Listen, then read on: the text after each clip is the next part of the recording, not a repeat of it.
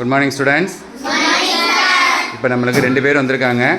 Jamuna and Sasmita 2 பேர் வந்து அளவீட்டியல் பாடத்திலேருந்து அடர்த்தியை பற்றி ஏதோ சொல்ல வந்திருக்காங்க. கவனிப்புமா? நன்றி. வாங்க, யார் ஃபஸ்ட்டு சொல்கிறா?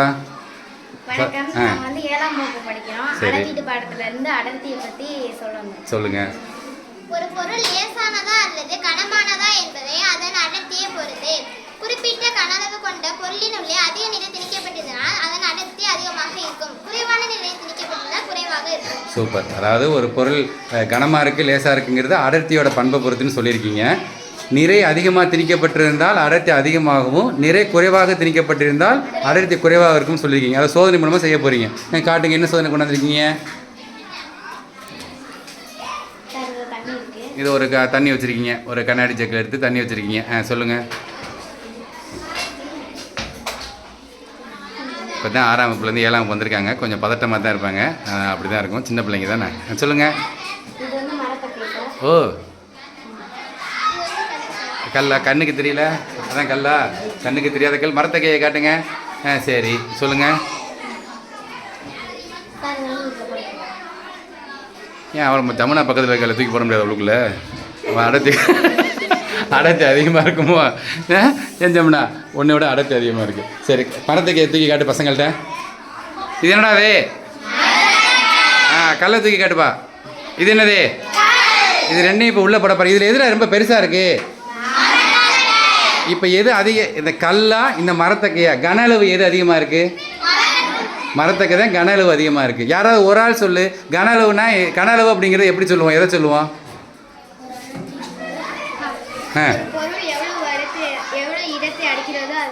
வித்தியாசரி சூப்பராக சொல்லக்குட்டி. கிளாப் பண்ணுறா அவளுக்கு. அங்கே தான் நிற்கிறேன், அங்கே தான் நிற்கிறேன். சரி, ஒரு பொருள் எவ்வளோ இடத்த அடைச்சிக்குதோ அதான் கன அளவு. இப்போ இதில் எது அதிகமாக இடத்த அடைச்சிக்கும்? எது? மரத்தக்கை.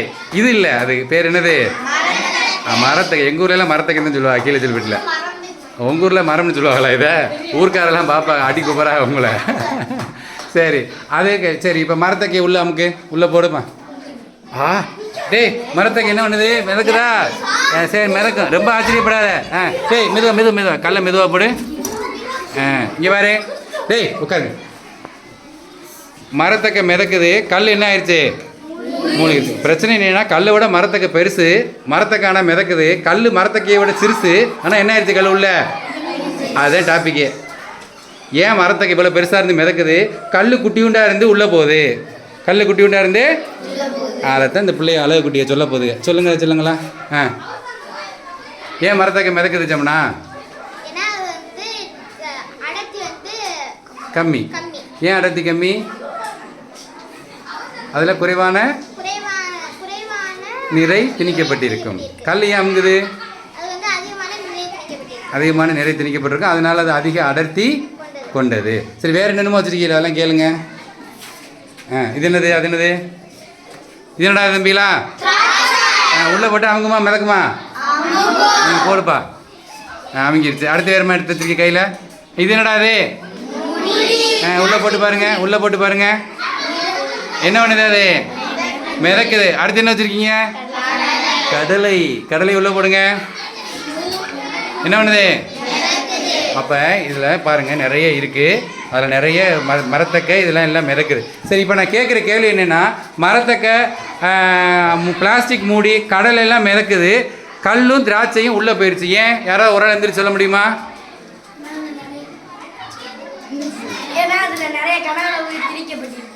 கனளவு திணிக்கப்பட்டிருக்கிறது இல்லை அகிலன், நிறை திணிக்கப்பட்டிருக்கிறது. கீழே இருக்கிறதுல அந்த கல் திராட்சைலாம் துகள்கள் நெருக்கமாக இருக்கும், அதனால் அதிக நிறையை பெற்றிருக்கும். குறைவான கனளவு இருந்தாலும் நிறை அதிகமாக இருக்கும். சரி, வேறு யாராவது தெளிவாக சொல்ல முடியுமா? லித்திகாசிரி மாதிரி அழகா. லித்திகாசிரியே சொல்கிறியா? சொல்லு. எதில்? சூப்பர். கிளாப் பண்ண இந்த பிள்ளைக்கு. இதுதான் கிராஸ்பிங் பவர். சொல்லி போதும். என்ன கரெக்டாக சொல்கிறா பாருங்க பிள்ளை. சார், திராட்சையிலையும் கல்லிலையும் அதிக நிறை திணிக்கப்பட்டிருக்கும். ஸோ குறைவான கனளவு இருந்தாலும் நிறை அதிகமாக இருக்குது. நிறை அதிகமாக இருந்தால் அதுதான் அடர்த்தி. ஸோ அது உள்ளே அமுங்குது அப்படின்னு அந்த பிள்ளை சொல்ல வர்றா. அழகாக சொன்னேன் லித்திகா. சூப்பராக சொல்லலாம். சரி, இப்போ யாராவது சொல்லுங்க, மரத்தக்க பிளாஸ்டிக் முடி கடலை ஏன் மிதக்குது? வேற யாராவது சொல்லுங்க. தனசரி சொல்றியா? சொல்லு பாவனா. அதெல்லாம் நிறைய. வெரி குட் பாவனா, கிளாப் பண்ணுங்க. Very good Bhavana. Just clap பண்ணுங்க போதும். அதில் வந்து நிறை குறைவாக திணிக்கப்பட்டிருக்கும். அதனால் அது கன அளவு அதிகமாக இருந்தாலும் அடர்த்தி கம்மியாக இருக்குது. அடர்த்தி கம்மியாக இருக்குது. சரி, நீங்கள் எதுவும் சொல்ல விரும்புறீங்களா?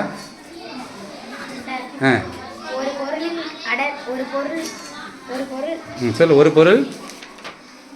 பொருளின் அடர்த்தி என்பது ஒரு அலகு பருமனின் அப்பொருள் பெற்றுள்ள நிறை என்று வரையறுக்கப்படுகிறது. இப்போ அடர்த்தியோட வரையறை சொல்லுது அந்த பிள்ளை.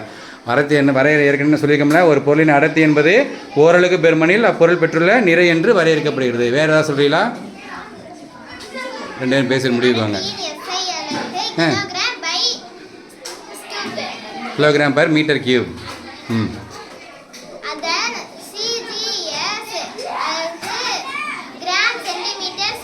Gram per centimetre cube. Gram per எழுத முடியுமா? நீங்கள் எழுதுங்க போடல.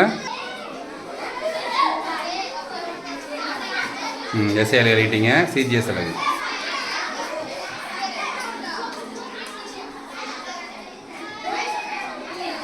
சூப்பராக எழுதிக்கிங்க. கழிங்க. எஸ்ஐ அலகு வந்து kilogram per metre cube, CGS அலகு வந்து கிராம் பர் சென்டிமீட்டர் கியூப். ரொம்ப சிறப்பாக எழுதிங்க. நல்லாவும் சொன்னீங்க. சின்ன பிள்ளைங்களை வந்து இப்போ தான் 6ஆம் வகுப்புலேருந்து 7ஆம் வகுப்பு வந்துடுறீங்க. பதற்றம் இல்லாமல் சொன்னீங்க. உங்கள் பிள்ளைகளை கிளாப் பண்ணுங்கள்.